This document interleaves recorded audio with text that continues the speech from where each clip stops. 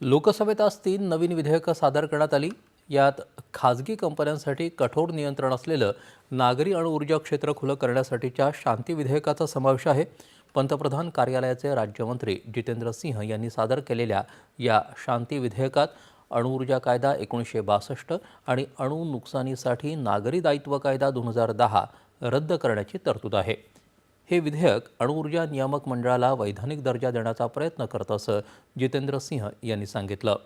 लोकसभेत सादर करण्यात आलेलं विकसित भारत शिक्षा अधिष्ठान विधेयक संसदेच्या संयुक्त समितीकडे पाठवण्यात आलं आहे।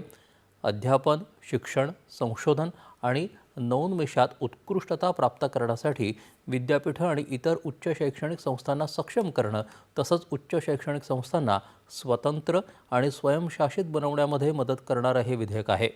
शिक्षण मंत्री धर्मेंद्र प्रधान यांनी हे विधेयक मांडलं तेव्हा विरोधी पक्षाच्या सदस्यांनी याला विरोध केला।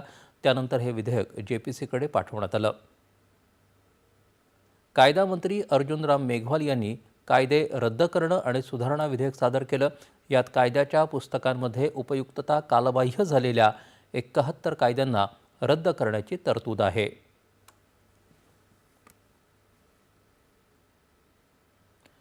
यानंतरच्या बातम्या थोड्याच वेळात।